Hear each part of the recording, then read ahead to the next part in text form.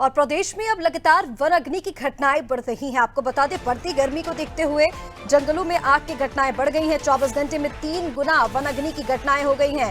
33 घटनाओं में 39 हेक्टेयर क्षेत्रफल प्रभावित हुआ है। वन अग्नि घटनाओं की रोकथाम के प्रयास जारी हैं। विभागीय स्तर पर लगातार प्रयास किए जा रहे हैं। प्रदेश में लगातार वन अग्नि की घटनाएं बढ़ रही हैं। और चलिए, अपडेट के लिए सोनू हमारे साथ लगातार बने हुए हैं। सोनू, बढ़ती गर्मी में वनाग्नि की घटनाएं भी बढ़ रही हैं और 24 घंटे की बात की जाए तो 3 गुना वनाग्नि की घटनाएं सामने आ चुकी हैं। 33 घटनाओं में 39 हेक्टेयर क्षेत्रफल प्रभावित, यानी कि बड़ा नुकसान भी हुआ है। लगातार पेड़ और जंगल जल रहे हैं। क्या कारण है मुख्य? देखिए, चूंकि 15 फरवरी से जो फॉरेस्ट फायर सीजन है ये शुरू हो चुका है और ऐसे में इस फायर सीजन के दौरान किस तरह से वनाग्नि की बढ़ती घटनाओं को रोका जा सकता है, इसकी रोकथाम की जा सकती है, विभागीय स्तर पर लगातार प्रयास किए जा रहे हैं।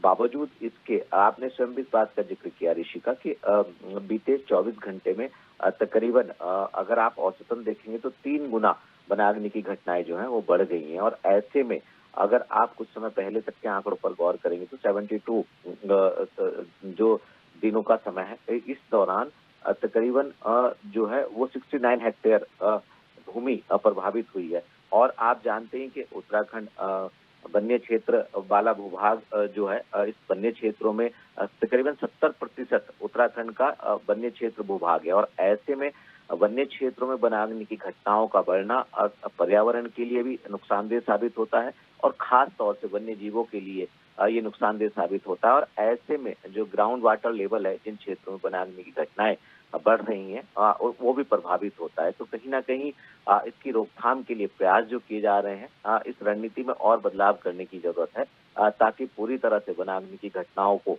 रोका जा सके, इस पर विराम लगाया जा सके और इससे जो बेशकीमती वन संपदा जल करके खाक हो रही है, उसको रोका जा सके। कोशिश जरूर की जा रही है, लेकिन जिस तरह से आग का तांडव वन्य क्षेत्रों में देखने को मिल रहा है, ये कहीं ना कहीं चिंता बढ़ा देने वाला है। और ऐसे में अब जो विभागीय अधिकारी हैं, खास तौर से वन विभाग के जो सीनियर अधिकारी हैं, उनको भी ग्राउंड जीरो पर जाकर के स्थिति का जायजा लेने की जरूरत महसूस की जा रही है, ताकि जो वनाग्नि की घटनाएं बढ़ रही हैं, जो इनका दायरा बढ़ रहा है, इसकी रोकथाम की जा सके।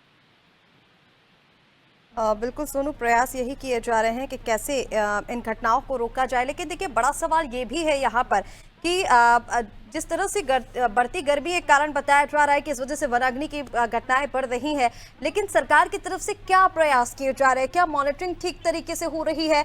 और अगर लोग वहां पर तैनात रहते हैं, अधिकारी वहां पर मौजूद रहते हैं, तो फिर ये आग इस तरीके से कैसे फैल जाती है? 24 घंटे की जो हम बात कर रहे हैं, एक गंभीर आंकड़ा है कि 33 घटनाएं हुई हैं और उसमें 39 हेक्टेयर क्षेत्रफल प्रभावित हुआ है। ऐसे में क्या लापरवाही भी देखी जा रही है कहीं पर?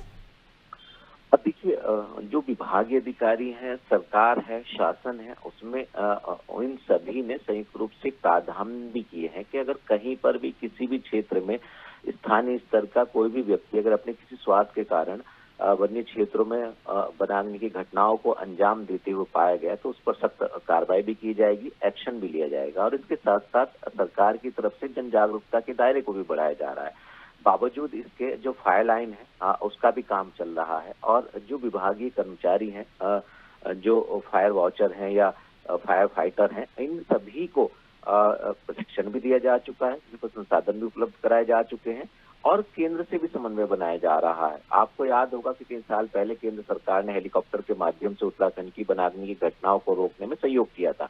और ऐसे में जब उत्तराखंड में एक बार फिर से वनाग्नि की घटनाओं का दायरा बढ़ रहा है, ये कहीं ना कहीं चिंता बढ़ा देने वाला है। और विभागीय स्तर पर प्रयास भी किए जा रहे हैं, लेकिन इन प्रयासों की रफ्तार और बढ़ाए जाने की जरूरत अब महसूस की जाने लगी है, ताकि ये जो वनाग्नि की घटनाओं का दायरा बढ़ रहा है, इस पर विराम लगाया जा सके। और जिस तरह से कंट्रोल रूम बनाया गया, जिस तरह से पहले से ही IFS स्तर के अधिकारियों को जिम्मेदारी सौंपी गई है, नोडल अधिकारी नियुक्त किए गए हैं, स्वयं जो वन मंत्री हैं वो मॉनिटरिंग भी कर रहे हैं, तो कहीं ना कहीं जन सहभागिता के दायरे को बढ़ाने की जरूरत है। और जो वनाग्नि की घटनाओं की रोकथाम की रणनीति है, उसमें भी बदलाव करने की जरूरत अब महसूस की जा रही है। ऋषिका, बिल्कुल सोनू, तमाम जानकारी के लिए बहुत शुक्रिया। तो ये तस्वीरें आपको दिखा रहे हैं जो बेहद गंभीर भी हैं। प्रदेश में बढ़ने लगी हैं वनाग्नि की घटनाएं।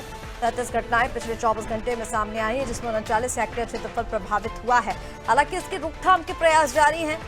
विभागीय स्तर पर लगातार ये प्रयास किया जा रहा है कि इस तरह की घटनाएं अब आगे और न बढ़े, लेकिन गर्मी का भीषण असर प्रदेश पर देखने को मिल रहा है। ऐसे में देखना होगा कि क्या कुछ रोकथाम के लिए कार्य किए जाते हैं।